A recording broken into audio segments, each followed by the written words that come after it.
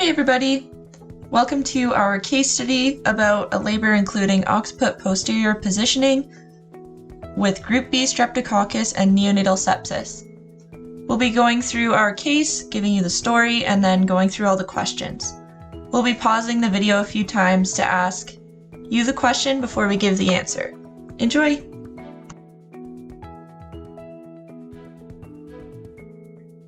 Allison arrives to labor and delivery for an assessment at 41 weeks pregnant. She has had a healthy pregnancy with all investigations within normal limits, except for a finding of GBS. She has gained 25 pounds in her pregnancy, and pre-pregnancy BMI was 27. She is having one contraction in 10 minutes, lasting 45 seconds. She states that this has been happening for days. She reports that she is exhausted and doesn't think she can do this anymore.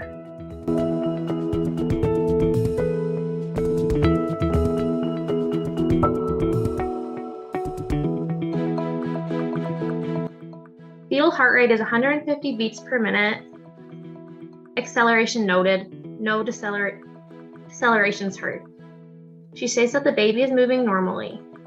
She denies rupture of membranes and denies vaginal bleeding. Her vital signs are heart rate 90 beats per minute, blood pressure 120/68, temperature is 36.3, her respiration rate is 18, and SpO2 is 99. Leopold's maneuver reveals the baby is in the occiput posterior position. Vaginal exam reveals she is 2 centimeters dilated, 1 centimeter long posterior, and -3 station.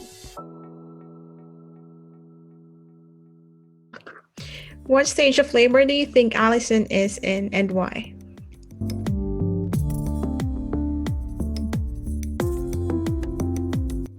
Allison is in the first stage of labor, latent phase, because she is 2 centimeters dilated and her contractions are lasting 45 seconds within 10 minutes. Stage 1 lasts until the mother is fully dilated and ready to push. Then stage 2 begins. What pain management options are available for Allison with the knowledge she is going home to continue labor? There are many different pain management options we can tell Allison about when sending her home to continue her labor, including non-pharmacological and pharmacological options, such as continuous labor support, a nurse, midwife, or family member offer their presence throughout the labor, hydrotherapy, where she can immerse into warm water for relaxation and relief of discomfort. The warmth and buoyancy of the water helps make contractions less painful. Ambulation and position changes. This helps to promote the fetus to move downwards, increasing the pelvic diameter and fetal rotation, shortening the first stage of labor. Breathing techniques. Concentrating on a slow-paced rhythmic breathing can help draw the woman's attention away from the pain of contractions. And effleurage, a form of massage that uses light stroking and superficial touch above the abdomen in rhythm with breathing during contractions. What does occiput posterior mean? The back of the baby's skull is in the back of the woman's pelvis. The head is down but facing forwards instead of backwards. This can lead to a long and difficult labor.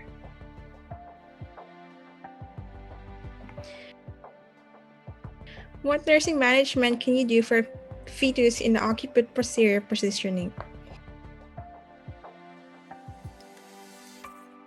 Applying counter pressure and encourage the woman to ambulate. Trying different positions can help to promote fetal rotation.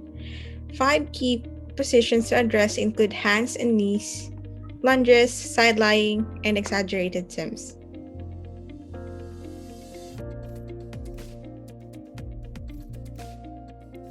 What education would you provide to Allison regarding early labor? We would provide Allison information about the birthing process, such as any procedures that may be done and different stages she will experience. We will also teach her about pain management and relaxation techniques. It's important to remind Allison that the pain and discomfort of labor will only last for a limited time. Also, teaching her about resting in between contractions to preserve strength and the importance of taking deep breaths before and after each contraction.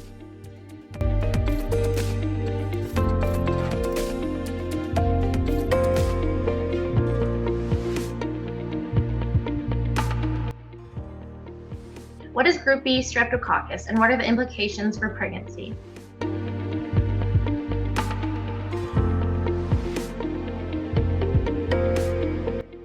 Group B streptococcus is a naturally occurring bacterium found in 10 to 35% of healthy adults. Approximately 25% of pregnant women are carriers of GBS, introducing a risk to the fetus.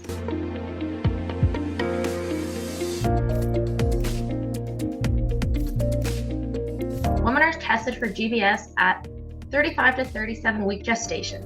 If the test is positive, antibiotics are administered at least 4 hours before birth so that it can reach adequate levels in the serum and amniotic fluid.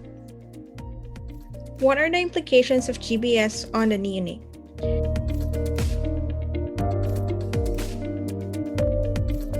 GBS is rarely serious in adults but can be life-threatening to newborns. GBS is the most common cause of sepsis and meningitis in newborns and a frequent cause of newborn pneumonia. Early onset GBS within a week after birth may lead to pneumonia, or late onset after the first week often manifest with meningitis. Allison is discharged home after the administration of morphine and gravel intramuscularly. She comes back into labor and delivery 2 more times for early labor management. About 24 hours after her initial assessment, she arrives to labor and delivery and she is 5 centimeters dilated, 1/2 centimeter long, and -2 station. It is decided with her primary care provider to start GBS prophylaxis and admit her to the labor unit.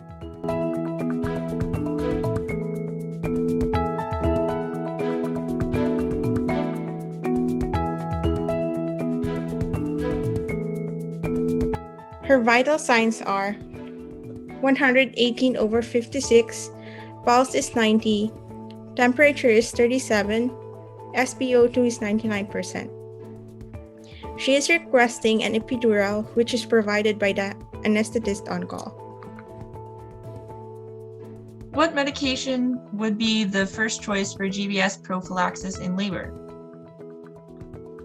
Penicillin G is the first treatment choice for GBS due to its narrow spectrum.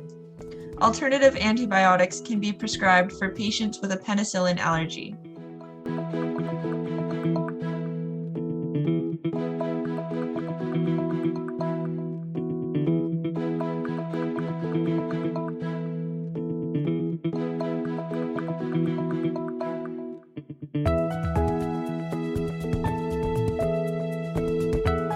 Allison progresses well after her epidural and spontaneously delivers a live newborn female about 4 hours after being admitted to labor and delivery. The neonate was admitted to NICU shortly after, as her APGARs were 4 at 1 minute, 6 at 5 minutes, 8 at 10 minutes, and the baby's initial vital signs are heart rate 180, respirations 66, temperature 37.9. Her respirations are accompanied by mild grunting. Based on your assessment data, what are you concerned about for this neonate?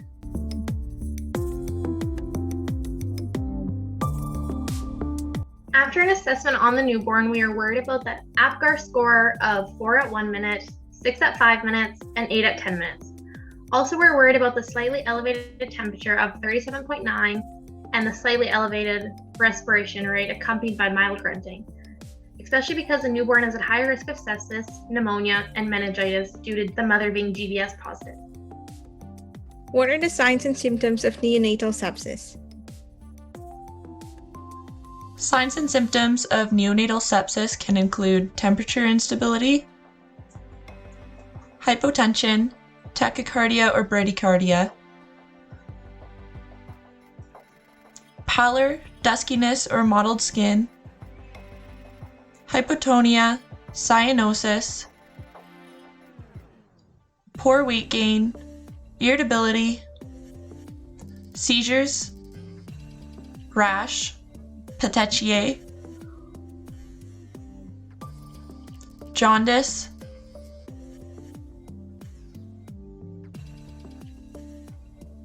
grunting, nasal flaring, increased oxygen demands and desaturation, apnea, lethargy, hypoglycemia, poor feeding due to lack of interest, and abdominal distension. What is the management for a newborn at risk for neonatal sepsis?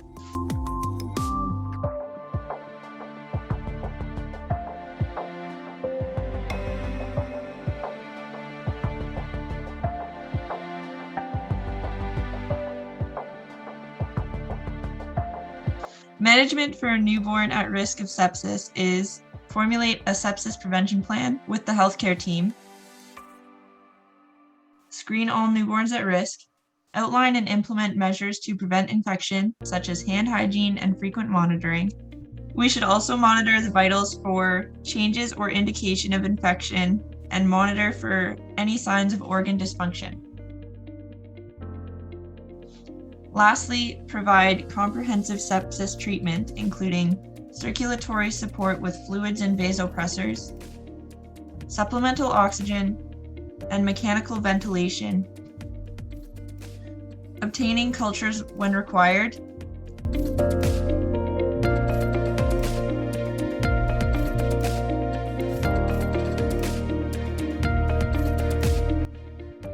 antibiotic administration, and newborn comfort.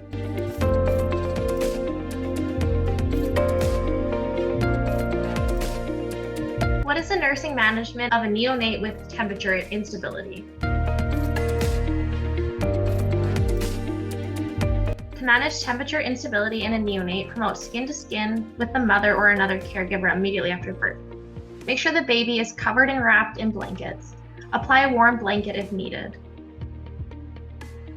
Avoid placing newborns in drafts and near any air vents. Put a hat on the newborn to prevent heat loss. And make sure not to bathe the baby until they have had 3 stable temperatures. So that was our case study. Thanks for watching and participating. Now we'll be discussing a little bit further and answering any of your questions. Thanks.